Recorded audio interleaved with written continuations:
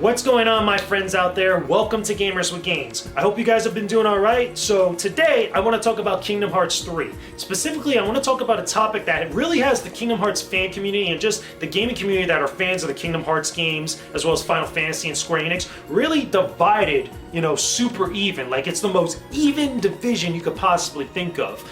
And I want to talk about Star Wars and Marvel. Should these actual IPs, these massive franchises that Disney has acquired over the last couple of years, be included into the Kingdom Hearts universe? Should they be included specifically in Kingdom Hearts 3? That's a big topic of debate right now that we don't know a lot about Kingdom Hearts 3, outside of what we've seen in different trailers at E3, Jump Fiesta, Tokyo Game Show, a lot of talk and interviews from Tetsuya Nomura himself, as well as other Square Enix representatives and executives. We don't have the whole context of what this game is going to be, especially right now at this point in time when I'm making this vlog. The game obviously hasn't come out. I believe it's still a ways away. We're in the beginning of 2016. I don't think we're getting this game anytime soon, especially with Final Fantasy 15's development already in the mix and kind of like coming to that point where it's going to be finalized. But I digress. Let's get back to the topic at hand. Should Star Wars and Marvel be included in Kingdom Hearts 3? Now, I've talked about this in various points in the past, in other vlogs, I've alluded to it and such. I've talked a little bit about how Star Wars could possibly work within the Kingdom Hearts universe, how maybe that could be implemented, or a little bit in the same sense, how actually Marvel could be implemented. But I really want to get down to the nitty-gritty question that a lot of people always seem divided on. Do we really need these properties in Kingdom Hearts 3? Do we need them right now in this game for this type of story, which is pretty much the conclusion, the finale of the Master Xehanort saga, as Tetsuya Nomura has put it and such? And I really go down to this type of answer. This is my definitive answer for this right now at this point in time. I feel like that we don't need them right now. I don't think we actually need Star Wars and Marvel at this point in Kingdom Hearts 3. My answer is no. We don't really need to have those actual franchises included into the Kingdom Hearts universe as of right now. And it's for a couple different reasons. Number one, I feel like the story and the context for Kingdom Hearts 3, which is like this finale of all these different types of games, the original 3 Kingdom Hearts games now at this point, and all the different spin-offs that are in between those titles, I feel like the story has already been fleshed out and has already been really decided about what's going to go down. And I feel like something like Star Wars or Marvel really can't really contribute to what's already happening right now, what we expect to happen, or what is possibly going to happen for the ending of this story with Master Xehanort, Sora, Riku Kairi, was it Ventus, Aqua, Terra, the 13 Seekers of Darkness, the Princesses of Light, etc. I feel like that story has already been decided and they already know where they're going with this, and they probably already decided well in advance before we even realize it what the words are going to be, where things are going to go down. And if anything, I really feel like there's going to be a lot more original stuff in Kingdom Hearts 3 than in previous games, especially like things, along the lines of like the Keyblade Graveyard, and all these other places, the Land of Departure. I feel like that's going to be much more the focus outside of all the Pixar and Disney worlds that are going to be included in Kingdom Hearts 3. And I feel like that's going to work well and right with this story that they're trying to tell, this ending of this trilogy, of this saga, quote unquote. It's not really a trilogy, it's really a saga, the Xehanort saga, in which Tetsuya Nomura put it as. I feel like that's going to work like that. So with Star Wars and Marvel, again, I really look at more Star Wars because that's the hype train right now. That's the one that's really getting a lot of momentum, because with Star Wars Episode 7 and Disney acquiring Star Wars as a franchise not too long ago, that's what really people are expecting, that Star Wars is going to be implemented in every single thing immediately now that Disney's trying to cash in on pretty much their investment. And I don't think that's the case with Star Wars. Even though I really fully believe that Star Wars, when implemented into the Kingdom Hearts universe, could work in the same vein as what they did with Lilo and Stitch, how like Sora, or at least in Birth by Sleep, the 3 best friends, Aqua, Terra, Ventus, go to this ship. And there's the kind of like the story of like Lilo and Stitch kind of plays out there, where Stitch is trying to escape and all this type of jazz and all these different things happen and such, without spoiling. Pretty much, I feel like the same thing could be done with Star Wars. Maybe Sora kind of like, pops up in a Star Destroyer or something, and it happens to be the one that Darth Vader is on, and all of a sudden the Heartless starts showing up, and the Nobody starts showing up, and a whole bunch of things happen. I feel like stuff like that could go down instead of an actual world like Tatooine or something, or Jakku, since that's the brand new world in Episode 7, could be implemented. I don't think we're going to get kind of like a thing where Luke Skywalker or Rey or Han Solo or Leia are being kind of like having some sort of interaction with Sora like that. I think it's going to be kind of like in the same vein, as a cross between Pirates of the Caribbean with its kind of like realistic approach and such, but more along the lines of like Lilo and Stitch. At least that's what I've said in the past, and that's what I fully believe how Star Wars could be implemented, at least tastefully, without being too exploitive and being too kind of just there and just, not contributing anything. Now, when you talk about Marvel, again, I feel the same way.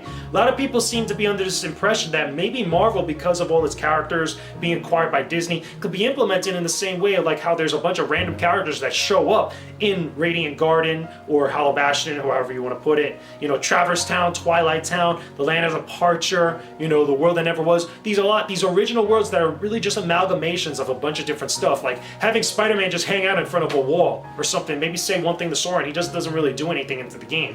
A lot of people seem to be under that expectation, or at least seem to want that. But I tend to differ a little bit. While that sounds cool and interesting in some sort of premise, you know, and it could kind of work, I'm pretty sure Tetsuya Nomura can make things work like that.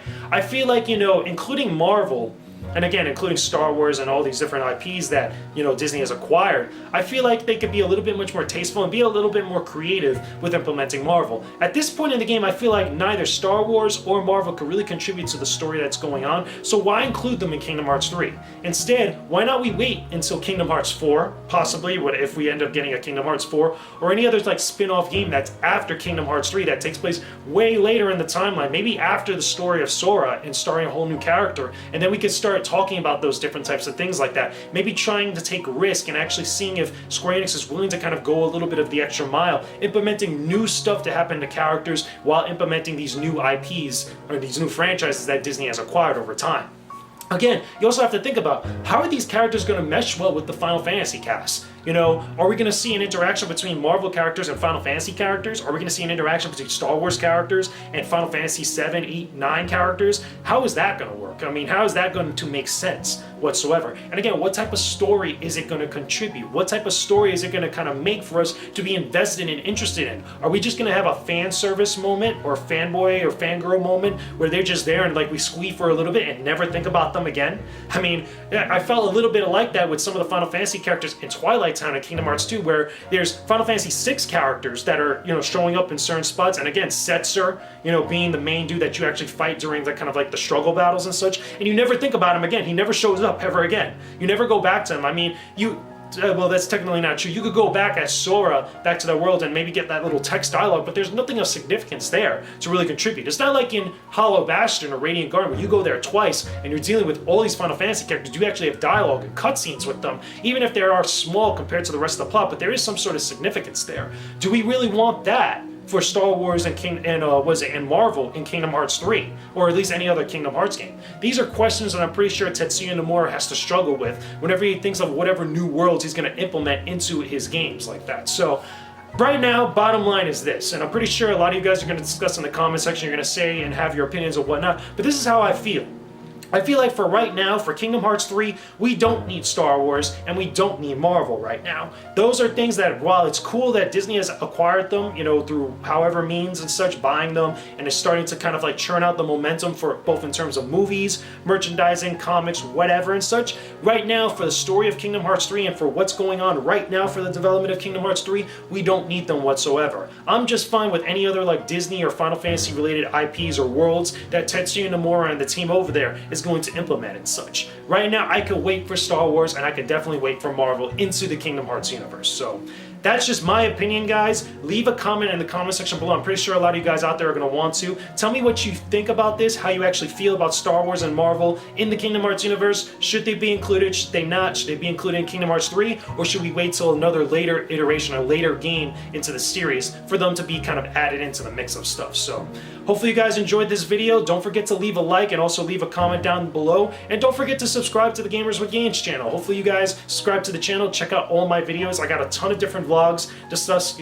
discussing all types of stuff related to video games, all types of games, all platforms and such. Gamer health, gamer motivation, all types of things I have here on the channel. And don't forget, every single night at 8 p.m. Eastern Standard Time, 5 p.m. Pacific, I'm streaming on Twitch. I'm playing a variety of different games. Lately, I've been playing a lot of Super Smash Bros. I'll probably do the same thing probably tonight when I'm actually getting online, but eventually I'm going to be branching off to other games. I've been actually kind of mulling around the idea, not only continuing my Kingdom Hearts 2 Critical Mode playthrough on Kingdom Hearts HD 2.5 for PlayStation 3, but also jumping out to other games, including stuff that's also on the Wii U, as well as also stuff on the PlayStation Vita. I'm actually thinking of starting up a Persona 4 Golden playthrough. Let me know in the comments section if you guys actually want to see that, or send me over an actual tweet at VenomousFatman1 on Twitter, and I will talk to you guys again real soon. Peace out, stay epic, everybody.